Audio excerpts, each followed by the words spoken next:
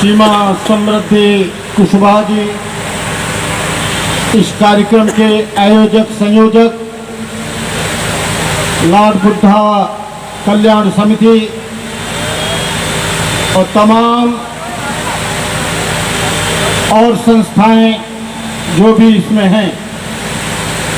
आज न तो अंबेडकर जयंती है न आज बुद्ध जयंती है, लेकिन हम अंबेडकर जयंती और बुद्ध जयंती मना रहे हैं। एक एनिवेशन नाम का अमेरिकन छात्र आया था आगरा अंतर्राष्ट्रीय हिंदी संस्थान में।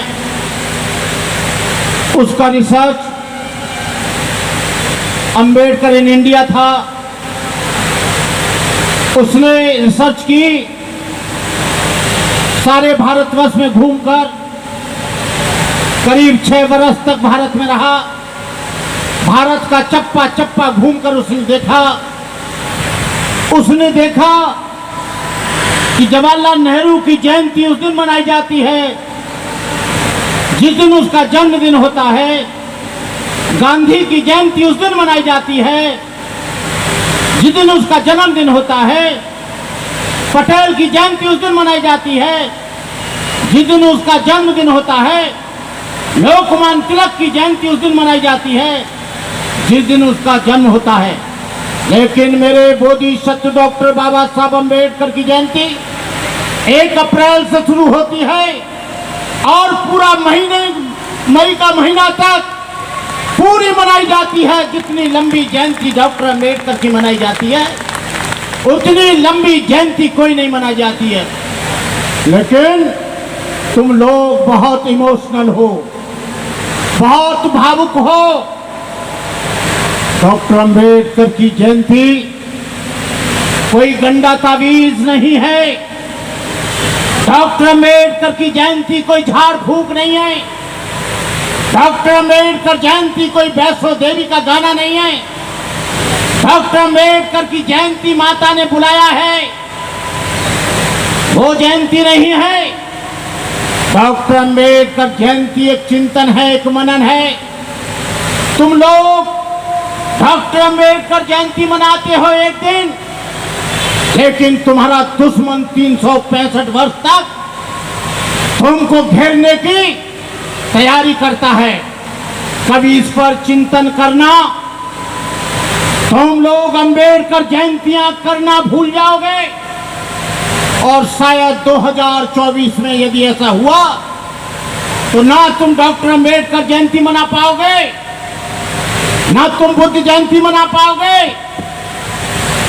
तुम लोग गाने में मशगूल हो रहे हो। तुम लोग अम्बेडकर जयंतियों में अतिथियों को बुलाकर माला डालने में और उनका स्वागत करने में इमोशनल हो रहे हो। तुम्हारा आरक्षण खत्म किया जा रहा है। तुम्हारे बच्चों की एजुकेशन खत्म की जा रही है। तुम्हारे दिन रात तुम्हारे ऊपर तलवारें चल रही हैं और तुम लोग इतने इमोशनल हो, जो भी आ जाए उसको मालाओं से लाद देते हो, चाहे भंते करुणाकर हो। तुमको ये नहीं दिखा जा रहा है कि तुम्हारा डिमोशन हो रहा है। या तुमको पढ़ने का अधिकार दिया तो बाबा साहब डॉक्टर अम्बेडकर ने दिया। यदि बाबा साहब डॉक्टर अम्बेडकर तुमको पढ़ने का अधिकार न देते तो तुमको नौकरी कहां से मिलती? तुमको नौकरी मिली तो तुम बड़े बड़े बंगलों में और बड़ी बड़ी गाड़ियां लेकर वो LCD का टीवी लगाकर देख रहे हो, लेकिन तुम्हारी नौकरियों के अवसर समाप्त किए जा रहे हैं। नौकरी कहां करोगे? नौकरी कहां करोगे? रेलवे बेचा जा रहा है, BSNL बेच दिया गया, BHL बेचा जा रहा है, एयरपोर्ट बेचा जा रहा है, बैंकें बेची जा रही हैं, LIC बेची जा रही हैं। जब सरकारी संस्थान नहीं रहेंगे, नौकरी क्या खाक में करोगे? तुम लोग चुप हो, डॉक्टर अम्बेडकर जयंती मना रहे हो, लेकिन तुमको इस बात की चिंता नहीं कि आने वाली पीढ़ी में जो तुम आरक्षण के बल पर जिस पायदान पर चढ़कर तुम्हारे बच्चे डॉक्टर, इंजीनियर और कलेक्टर बने हैं, उसको खत्म किया जा रहा है। संघ परिवार आज तुम्हारे सारे वजूदों को खत्म कर रहा है। तुम लोगों को सड़क पर आना होगा। तुमको मालूम है जब तुम्हारी अभिव्यक्ति होती है तो रतनलाल जैसे और रविकांत जैसे चंदन व्यक्ति को जेल में ठूस दिया जाता है। आपको मालूम होना चाहिए अलीगढ़ में सागवान सिटी में 250 परिवार शेड्यूल कास्ट के रहते हैं। उनको अम्बेडकर जयंती नहीं मनाने दी और उन्होंने कहा कि हम मकान बेचेंगे। हम उनके बीच में गए, अरे कायर और बुज़दिलो, मकान बेचकर कहां जाओगे? कलकत्ता जाओगे कि बंबई जाओगे? इलाहाबाद जाओगे क्या दिल्ली जाओगे? पूरे देश में तो जातिवाद है। कहीं भी चले जाना, जैसे कुत्ता मांस को सूंघता है ऐसे यहाँ इंसान जाति को सूंघता है। यहाँ पर जातिवाद है, तुम उससे लड़ना। बाबा साहब डॉक्टर अम्बेडकर के ऊपर कहर ढाया गया, लेकिन डॉक्टर अम्बेडकर ने देश को छोड़ना पसंद नहीं किया। तुम लोग, तुम्हारा आरक्षण खत्म हो रहा है। जो 0 पर हमारे बच्चे का एडमिशन होता था, आज तुम्हारे बच्चे डॉक्टर नहीं बन पाएंगे। तुम्हारे पास 1 करोड़ रुपया नहीं है। तुम्हारे बच्चे इंजीनियर नहीं बन पाएंगे। तुम्हारे बच्चे पोस्ट ग्रेजुएशन नहीं कर पाएंगे। तुमको इस बात के लिए सोचना चाहिए।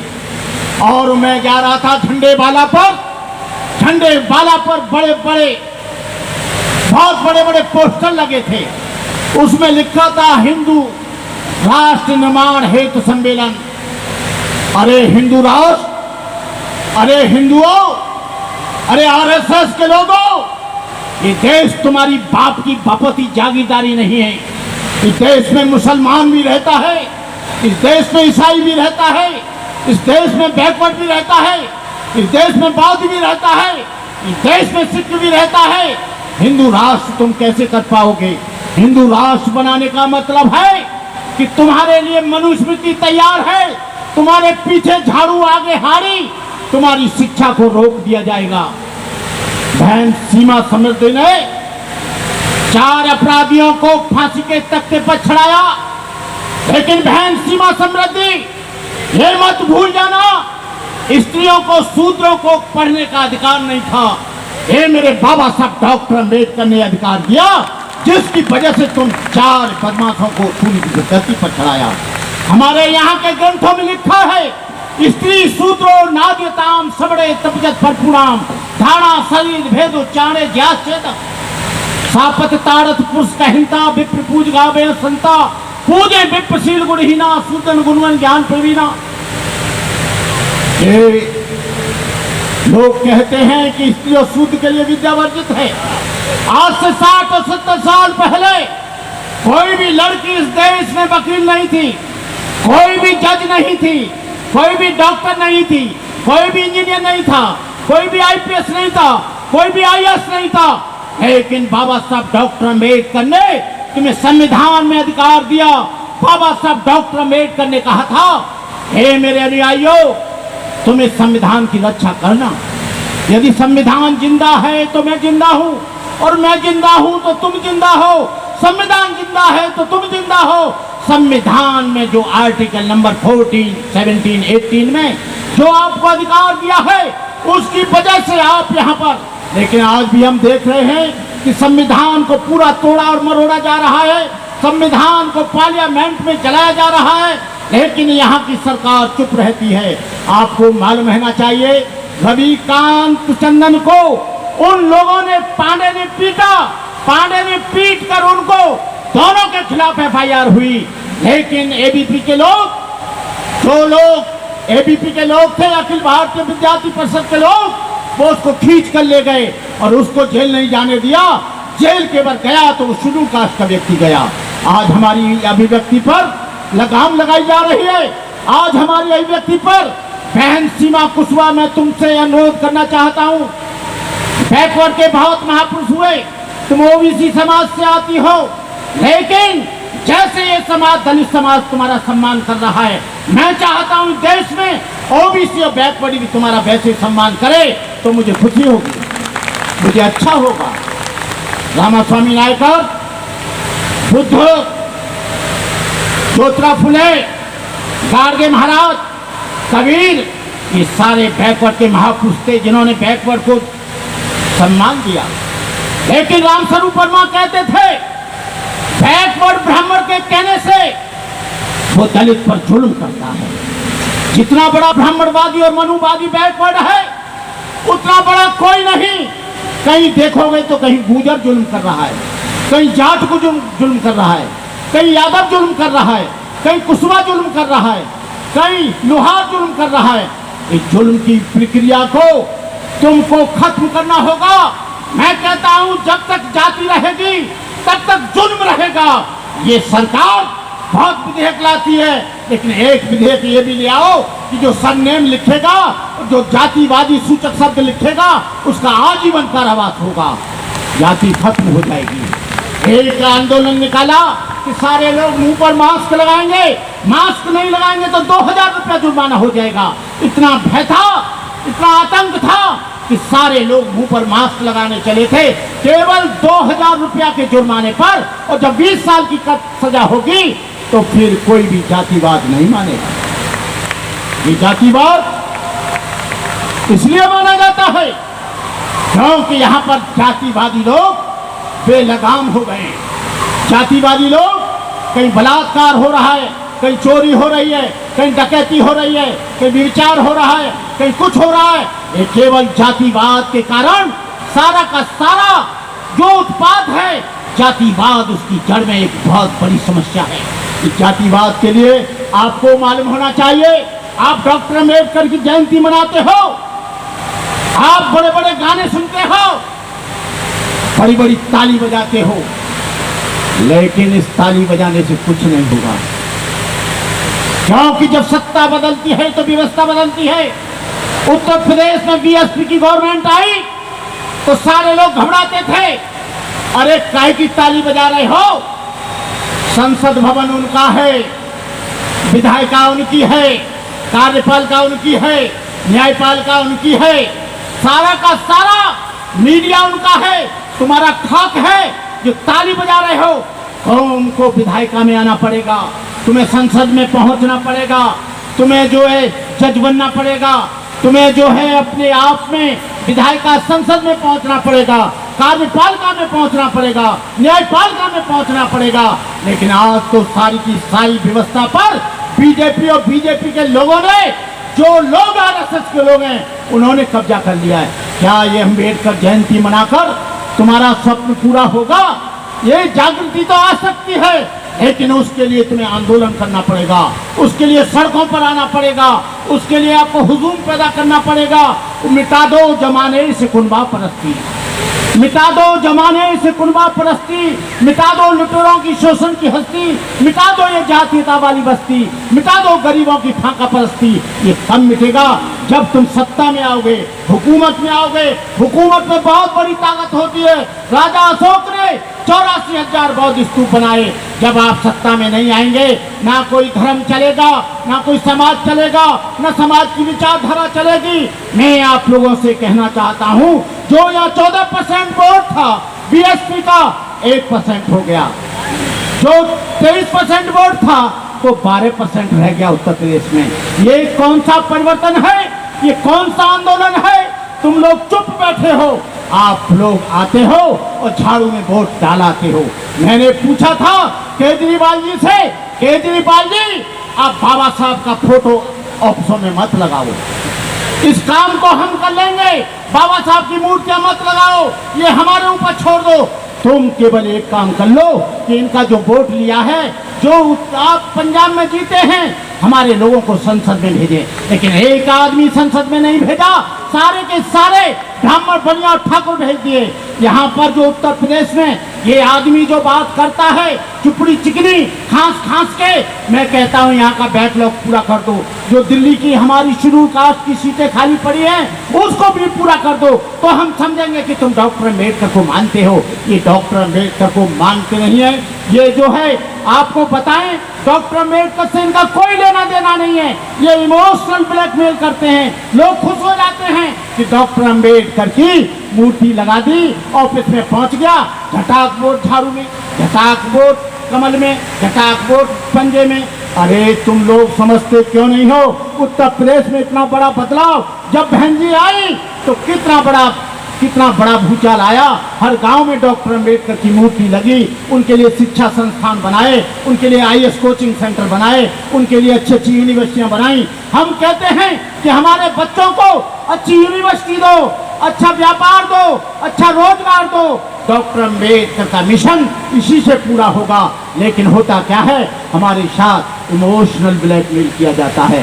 तुम्हारे बीच में तो जो भी आ जाए उसको सर माथे रख लेते हो। कल परसों का गुंडा यदि MLA बनकर आ जाए आप फूलों से लाद दोगे। लेकिन जो 40 वर्ष से तुम्हारा सामाजिक कार्यकर्ता काम कर रहा है, ये तुम्हारी बदसलूकी है। RSS में उन लोगों का सम्मान किया जाता है जो पुराने लोग होते हैं। हमारे यहाँ उन लोगों का सम्मान किया जाता है, पुराने हैं चाहे नहीं है, लेकिन वो MP हो गया, वो BSP का कोई पदाधिकारी हो गया। अरे इस बात को छोड़कर आपको ये देखना है कि समाज को किसने जगाया। हम काशीराम के साथ 25 वर्ष साथ में रहे, उनका अंतिम संस्कार बनते करुणाकर ने किया, लेकिन हमने कभी इच्छा नहीं करी कि हम MLA MP बने। आज भी हम समाज को जगाते रहते हैं। तो मैं मुख्य रूप से बहन सीमा समृद्धि से कहना चाहूँगा, अपनी बात समाप्त कर रहा हूँ, कि आप इस बुद्ध को, अंबेडकर को, साहू जी महाराज को, आपके रामास्वामी नायकर को, कबीर को, गार्गे महाराज को, तिरुवल्लुवरम को और पिछड़े समाज में भी पहुंचाने का काम करें, जिससे वो समझ जाएगा, अपने अधिकारों के लिए जागृत हो जाएगा। क्योंकि बजरंग दल में यदि हैं सबसे ज्यादा बैकवर्ड के लोग हैं, 60% RSS में बैकवर्ड के लोग हैं। बहन हम तुम्हारा अभिनंदन करते हैं, अब BSP में आई हैं। हम आपके प्रति कृतज्ञ हैं कि आप बाबा साहब डॉक्टर अम्बेडकर को आपने समझा है, और समझने के साथ साथ आप सबसे ज्यादा ब्राह्मणवाद की इतिहास को बैकवर्ड हो रहा है उसे आप जागृत करें। इन्हीं शब्दों के साथ जादान बोलते हुए जय भीम, नमो बुद्धाय, जय भारत, जय भीम, जय संविधान। संविधान को बचाने के लिए आप लोग खड़े हो जाइए। 1 मिनट सब लोग एक हाथ ऐसे करिए, बोलो 2 मिनट का काम है। हम बाबा साहब को साक्षी मानकर उनके संविधान को साक्षी मानकर शपथ लेते हैं। आज हम आपको विश्वास दिलाते हैं कि हिंदू राष्ट्र कदापि नहीं बनने देंगे। हम शपथ लेते हैं अंतिम सांस तक हम संविधान की और संविधान के आर्टिकलों की रक्षा करेंगे।